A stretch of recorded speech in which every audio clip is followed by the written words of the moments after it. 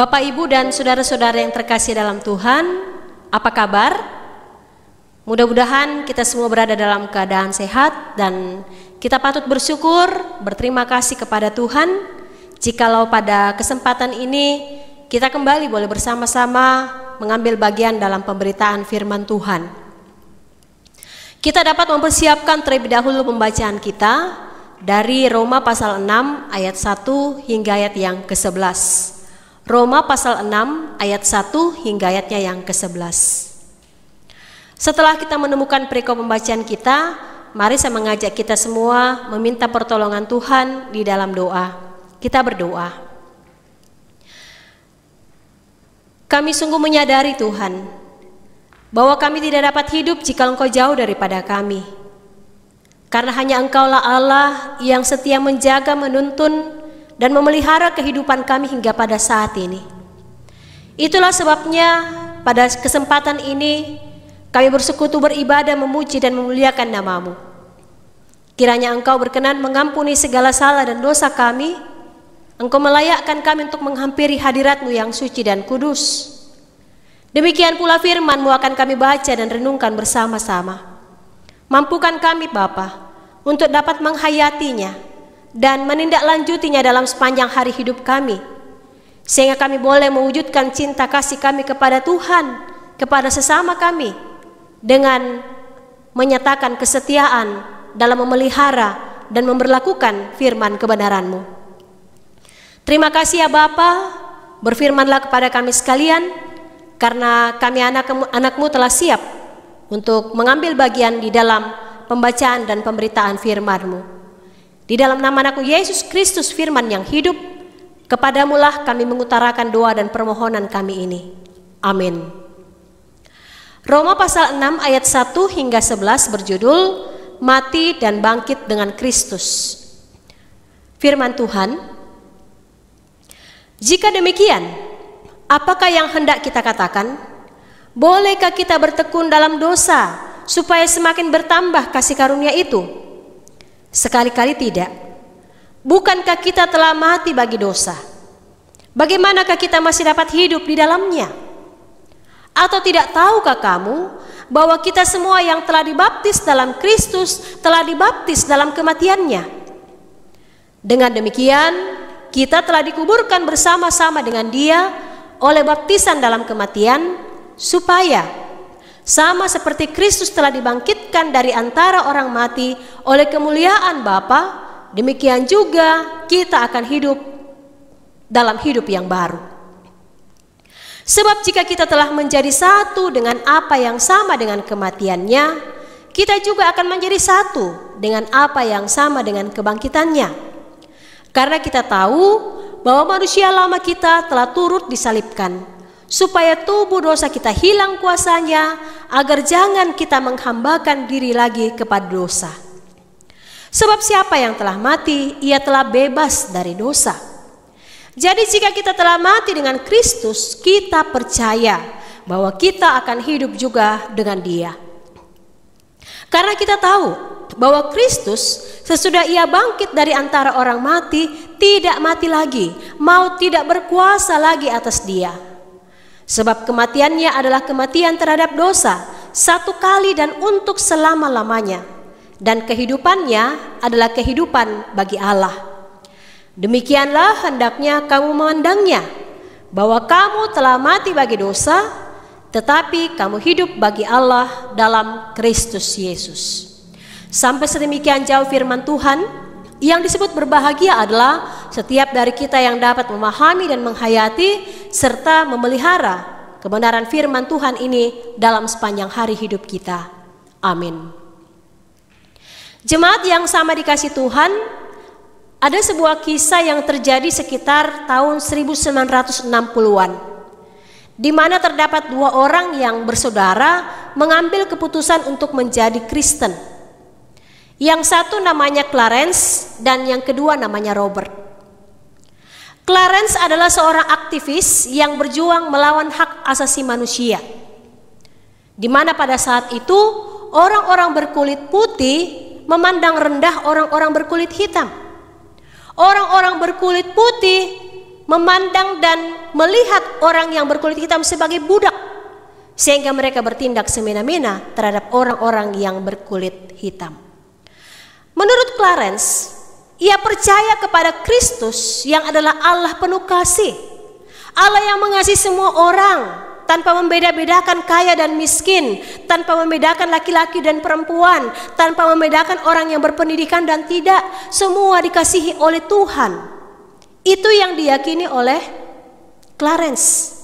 Sehingga dengan pemahaman itulah ia mau mengimplementasikan pemahamannya tentang iman kepada Kristus yang adalah kasih dengan memperjuangkan keadilan bagi orang-orang yang berkulit hitam. Nah, saudara-saudara yang terkasih dalam Tuhan, yang kedua bernama Robert. Dia adalah seorang pengacara yang terkenal. Sehingga Clarence kemudian mengajak saudaranya Robert, ayo kita bersama-sama memperjuangkan hak asasi bagi orang-orang yang berkulit hitam. Tapi Clarence terkejut ketika Robert mengatakan, tidak, saya memang pengikut Kristus, tapi saya tidak mau memikul salib Kristus.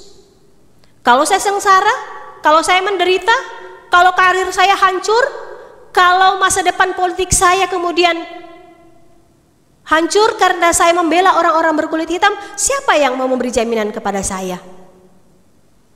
Clarence kemudian menggeleng-gelengkan kepalanya dan berkata dalam hati, mengapa Robert menjadi seorang pengikut Kristus memiliki pandangan seperti itu?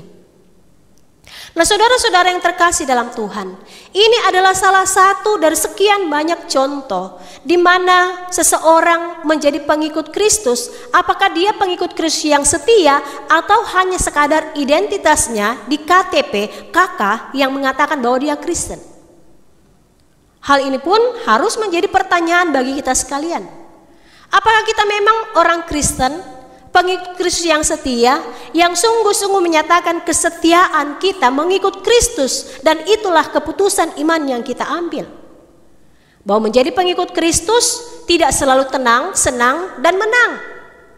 Justru sebaliknya, ada saat di mana kita harus menyangkal diri, ada saat di mana kita harus memikul salib, ada saat di mana kita harus menyatakan identitas kita yang sebenarnya sebagai pengikut Kristus yang sejati. Nah, saudara-saudara yang terkasih dalam Tuhan, sangat disayangkan bahwa sebagian orang memiliki pendapat sama seperti Robert, bahwa menjadi pengikut Kristus yang mau diikuti hanyalah yang ketenangan, kesenangan, dan kemenangannya saja. Tidak mau menerima konsekuensi menjadi pengikut Kristus. Contohnya saja, ada orang-orang Kristen tatkala menghadapi masalah, ia tidak kemudian mengambil makna positif dari masalah yang ditemui. Dia tidak menenangkan diri kemudian bertanya kepada Tuhan, Tuhan, apa maksud yang terindah yang Engkau nyatakan di balik masalah yang saya temui? Tapi sebaliknya, justru yang terjadi adalah sebagian orang Kristen menyalahkan istri, menyalahkan suami, menyalahkan keluarga, menyalahkan tetangga, menyalahkan anggota jemaat lainnya, menyalahkan orang lain ketika ia diperhadapkan dengan masalah. Padahal sebetulnya hal yang tepat tatkala kita diperhadapkan dengan masalah adalah kita datang kepada Tuhan, meminta hikmat dari Tuhan, dan kemudian percaya bahwa di balik semua masalah yang kita temui ada solusi dan rancangan yang terindah yang Tuhan telah persiapkan bagi Bapak, Ibu, saudara-saudara, dan saya. Mengapa banyak orang yang kemudian menyalahkan Tuhan? Mengapa kemudian banyak orang yang menyalahkan orang lain dan tidak mau mengintrospeksi dirinya masing-masing?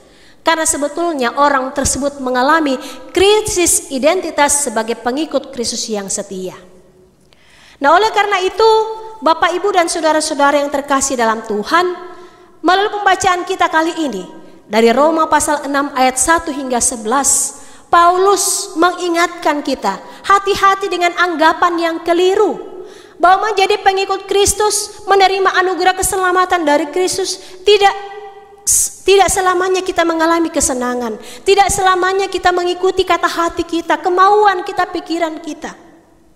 Jangan sampai ada orang Kristen mengatakan, saya ini kan sudah diselamatkan, saya ini kan telah menerima anugerah keselamatan dari Tuhan. Jadi kalau saya berbuat dosa, ada Tuhan Yesus yang mengampuni saya. Paulus berkata, orang yang percaya kepada Yesus Kristus dikenal sebagai dalam Kristus, oleh karena ia telah dibaptis dalam Kristus dan kematiannya terhadap dosa. Artinya apa Bapak Ibu Saudara-saudara?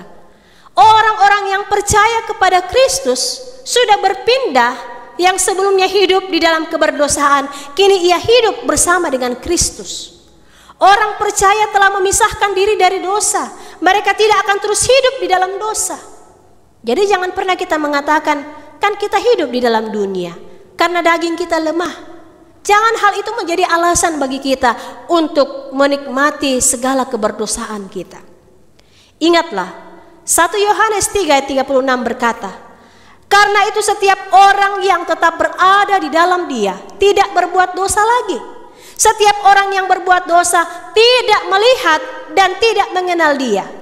Sekali lagi saya membaca kalimat terakhir dari 1 Yohanes 3:36. Setiap orang yang berbuat dosa tidak melihat dan tidak mengenal Dia. Sehingga mari Bapak Ibu Saudara-saudara, kita sungguh-sungguh merenungkan dan menghayati identitas kita sebagai pengikut Kristus, agar kita tidak lagi dikuasai dengan kelemahan atau kehidupan daging kita atau pikiran kita yang sia-sia. Karena Paulus mengatakan mustahil ada orang yang menjadi hamba dosa dan juga menjadi hamba Kristus. Ingatlah, barang siapa yang menyerahkan diri pada dosa, maka pastinya konsekuensinya adalah hukuman dan juga kematian kekal. Tetapi barang siapa yang memutuskan untuk mengikut Kristus yang setia, berarti dia bersedia untuk menanggalkan kehidupan kedagingannya, kehidupan dosanya, atau keinginan-keinginan yang bertentangan dengan perintah dan kehendak Tuhan. Oleh sebab itu, Bapak Ibu dan saudara-saudara yang terkasih dalam Tuhan, sepanjang minggu ini kita dibawa sorotan tema mengikut Kristus adalah keputusanku. Oleh sebab itu mari kita konsisten dengan keputusan kita menjadi pengikut Kristus yang setia. Memang selama kita hidup dalam dunia ini, godaan-godaan akan terus hadir membayangi langkah kehidupan kita. Tapi jika kita selalu mendahulukan Tuhan, jika kita selalu mengedepankan Tuhan, jikalau kita selalu berkomunikasi secara pribadi dengan Tuhan, dan jikalau kita bersedia untuk dituntun dan diarahkan oleh kebenaran firman Tuhan, maka percaya, Roh Allah akan memampukan Bapak, Ibu, Saudara-saudara dan saya untuk tetap menjadi pengikut Kristus yang setia. Firman Tuhan dalam Roma pasal 6 ayat 1-11 mengajarkan kepada kita sekalian, Yesus Kristus telah mati bagi kita. Ia sudah mengalahkan kuasa dosa. Maka kita pun harus mematikan keinginan-keinginan kita untuk berbuat dosa. Jangan biarkan anggota tubuh kita dipakai untuk berbuat dosa. Dan yang kedua, Paulus juga mengingatkan kita bahwa Yesus Kristus sudah bangkit dari kematian. Kuasa maut sudah dikalahkan. Oleh karena itu, panggilan hidup anak-anak Tuhan adalah mari kita menyerahkan seluruh keberadaan hidup kita, anggota-anggota tubuh kita, untuk menyatakan perbuatan-perbuatan yang baik demi kemuliaan Tuhan dan demi menjadi berkat bagi saudara-saudara kita, bagi sesama kita. Semoga kita terus merenungkan dan menghayati keputusan kita untuk menjadi pengikut Kristus yang setia. Tuhan memberkati Bapak, Ibu, Saudara-saudara. Haleluya. Amin. Jemaat yang terkasih dalam Tuhan, mari kita mengambil bagian di dalam doa syafaat. Kita berdoa. Tak putus-putusnya kami datang menghampiri hadirat-Mu Tuhan, karena hanya Engkaulah Allah yang setia dalam keberadaan kami. Engkau yang menuntun perjalanan hidup kami dari masa lampau hingga pada saat ini. Terima kasih untuk firman-Mu yang telah mengajarkan kami untuk sungguh konsisten dalam memelihara keputusan kami sebagai pengikut-pengikut Kristus. Memang bukanlah satu hal yang mudah menjadi pengikut Kristus, karena kami harus menyangkal diri, kami harus memikul salib, kami harus menjadi pengikut Kristus dalam suka dan duka. Namun tolonglah kami ya Bapa, untuk tidak dikuasai dengan pikiran yang sia-sia, untuk tidak didominasi dengan kedagingan kami atau hidup dalam keberdosaan kami. Karena Kristus telah mati bagi kami, dan Kristus telah bangkit bagi kami.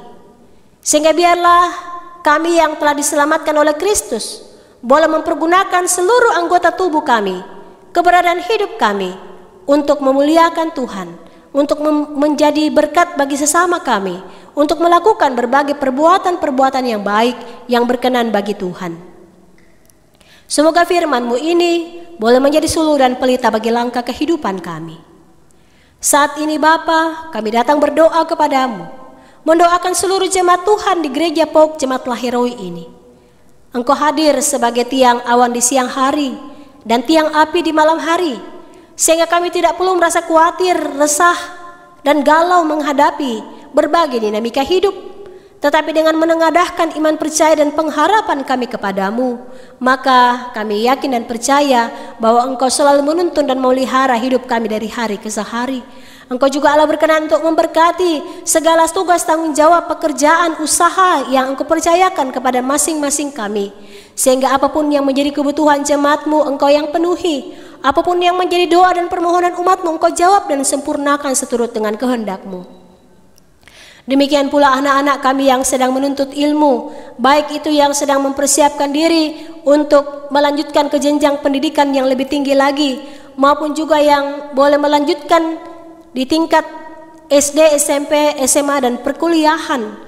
Kiranya Engkau membuka akal budi dan pekerti anak-anak kami, memberikan ketekunan kepada mereka, sehingga dengan semangat mereka boleh konsentrasi dalam mendapatkan pelajaran di tempat di mana mereka menuntut ilmu, karena semuanya itu merupakan batu loncatan bagi anak-anak kami dalam meraih cita-cita dan masa depan yang gemilang.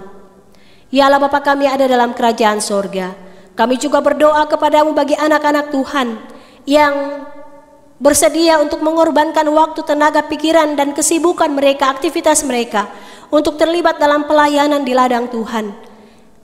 Termasuk diantaranya anak-anakmu yang mempersiapkan diri dalam syuting ibadah online, baik itu ibadah minggu maupun ibadah rumah tangga, tim multimedia, kantoria, organis, operator, sound system, bahkan koster dan tata usaha, pengurus kategorial, pengisi pujian. Biarlah Engkau Tuhan yang memperlengkapi kami dengan hikmat-Mu, sehingga segala bentuk pelayanan yang kami lakukan ini menyenangkan hati Tuhan dan mendatangkan berkat dan kesejahteraan di tengah-tengah kehidupan kami sekalian.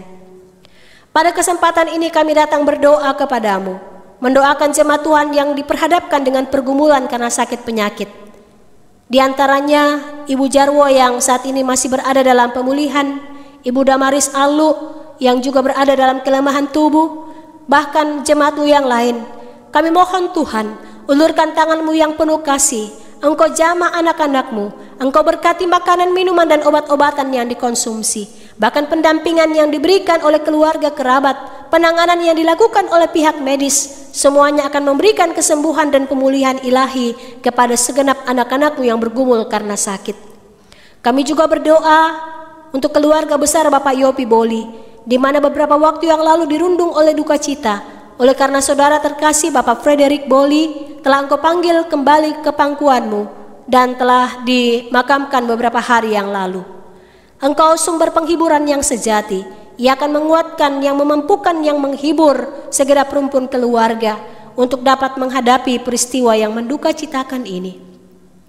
Kami juga bersyukur dan berterima kasih untuk pertambahan usia yang dialami oleh anak-anak Tuhan, baik itu pertambahan usia secara perseorangan maupun ulang tahun pernikahan.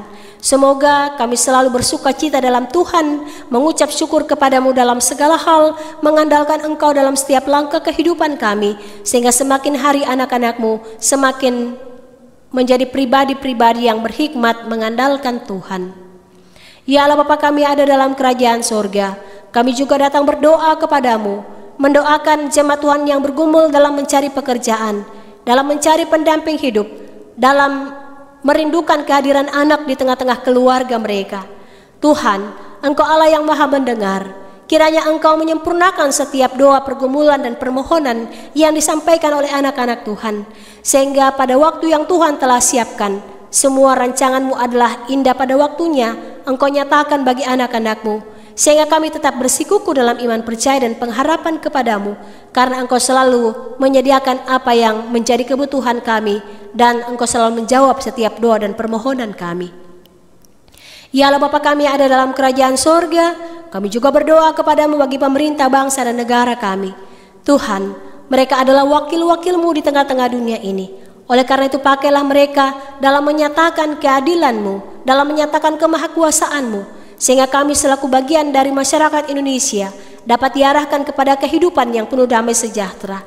Kami sadar dalam realitas hidup berbangsa dan bermasyarakat, kami berbeda latar belakang hidup, tetapi biarlah dalam perbedaan itu akan nyata sikap saling menghargai dan saling memperlengkapi satu dengan yang lain. Saat ini kami masih tetap diperhadapkan dengan pergumulan karena wabah virus corona. Tetap Engkau kuatkan iman percaya kami, Engkau lindungi dan peliharakan kami, berikanlah kesehatan kepada kami di jemaat Lahiroi ini, sehingga kami tetap percaya bahwa Engkau selalu memberikan kekuatan, kemampuan dan kesehatan kepada kami untuk terus berjuang melawan pandemi virus corona ini. Bagi pemerintah kami, tenaga medis, bahkan tenaga sukarelawan yang turut mengambil bagian dalam memberikan penanganan kepada pasien atau yang terkena dampak virus corona ini, Tuhan kasihi dan peliharakan mereka, lindungi keluarga mereka, bahkan berkati segala bentuk pengabdian dan pelayanan integritas yang mereka lakukan dalam nama Tuhan, sehingga daripadanya nama Tuhan dipermuliakan dan kehidupan mereka semakin hari semakin sejahtera. Terima kasih ya Bapa. Kelanjutan hidup kami hanya pertaruhkan ke dalam tangan pengasihan-Mu. Engkau jauhkan kami dari segala kehidupan yang sia-sia, dan biarlah kami tetap mengandalkan dan mengedepankan Engkau dalam setiap langkah kehidupan kami, sehingga kami selalu memiliki pemikiran yang positif, kami selalu mengucap syukur dalam segala hal hanya kepadamu, dan kami tetap mengaminkan bahwa setiap detik waktu kehidupan yang Engkau anugerahkan, semuanya mendatangkan sukacita dan damai sejahtera. Terpujilah Engkau ya Bapa, ampuni segala salah dan dosa kami, dan sendengkan telinga-Mu untuk menjawab doa kami. Karena seruan ini kami hanya alaskan di dalam nama Tuhan Yesus Kristus yang menjadi juru selamat kami yang hidup. Haleluya.